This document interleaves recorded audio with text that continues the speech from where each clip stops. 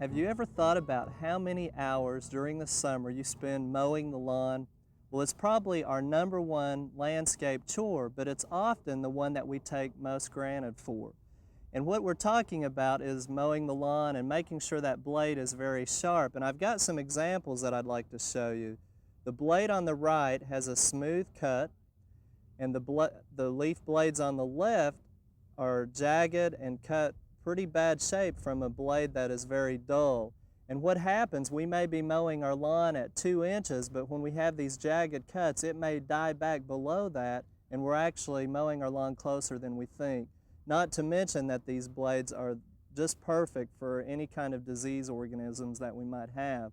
Well, today Alan and I are going to show you how to properly take off a blade and talk to you about some of the damages. And we've turned over our mower here, and we want to show you, remind you of some safety features. Before we did that, we undid the spark plug wire and we made sure our gas tank was empty. And Alan, what are you doing now?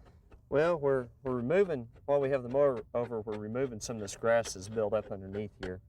And this will help us in getting better use of our mower. Makes it easier to push too, doesn't it? Yeah, it does. Now, you put some lubricant on to take the blade off. What are you doing there for a safety precaution?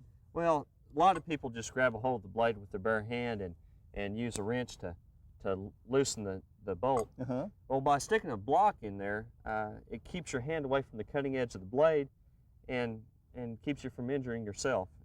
I think it's a wise choice, and I choose to use it. Right, and of course you're just sticking it in the discharge chute there as well. Well, now that we've got that one off, Alan, let's go over here and see some of the ones and show us some of the examples you've got for us. Okay. Well, Steve, you know, one of the things that I've learned in working with lawnmowers and blades is that the first half inch of the blade here cuts 85 to 90% of your grass. And the straight part of your blade does a better cutting action. When you round it over, it tends to beat your grass more. And so someone has sharpened that one and actually cut off a big part of the blade that is used to cut the grass in. Yeah, and this one is in need of being replaced. It's just worn out. So all of this area in through here, none of that cuts the grass. Most Right. of it's towards the edge. Right. Again, most of your cutting surfaces is right here. That's really an important point, I think, to show people. Now, what's wrong with this blade here? Well, this blade has been replaced because it has a lot of dirt and dry grass damage. It's just been run many a years. Right, so it's starting to wear in the center there. And what this will cause the grass to linger underneath the deck longer than it needs to. A smooth sail will help propel the grass out from underneath the deck faster and quicker. Okay, now how about this one? This blade here has a nick missing out of the sail. It'll be hard to balance and cause you problems when you try to sharpen it. All right, now of course this one's just got some nicks along the edge as well, but this is our worst case, isn't it? Yeah, this one here is starting to separate in between the sail. Again, it propels the grass out of there. This could eventually vibrate and crack and come flying out from underneath the mower and injure someone. Well now, Alan, if we identify that our blade needs sharpening, we can do that at home. What are some ways that we can do that? Well, the way I would recommend is just using a file and clamping the blade to a work surface or putting a foot on the blade and actually doing your sharpening. Is it real crucial to make sure it's level along that edge again? Yeah, it is real crucial. Your angle of your sharpening edge is real crucial in sharpening blade. They say anywhere from 30 to 45 degrees is the pitch that you want on your blade. What else can we use at home versus just a file? Well, a lot of people like to use the grinder, a right angle small hand grinder with a 4-inch wheel. If you have to remove that much material, I'd recommend taking it to a professional sharpener. Right, and that's where they can get in trouble by sharpening or actually removing too much of the blade.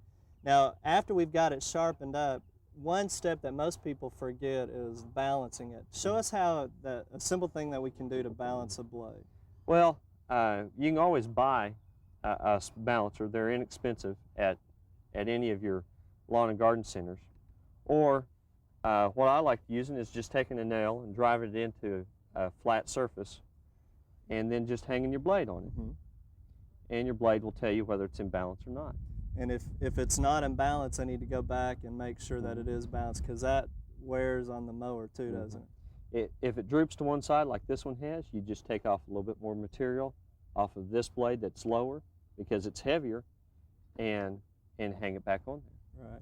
Well, you know, Alan, a lot of us maybe don't have the equipment to do this kind of thing. It's actually probably just as cost effective if you'll shop around a little bit and check, because sometimes you can go and have your blade sharpened. If you take it off yourself, maybe anywhere from $5 to $10. You might even can buy a new blade depending on the types of mowers too, but it's very important that you make sure the blade is sharp, and they may have to check that a couple of times during the summer because you're mowing on a weekly basis. And again, it really does have an impact on how successful your grass grows and how nice it looks.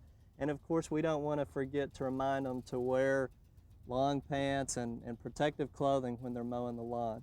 Alan, thanks for these tips. I think it's a real important thing that we need to remind everybody. Appreciate it.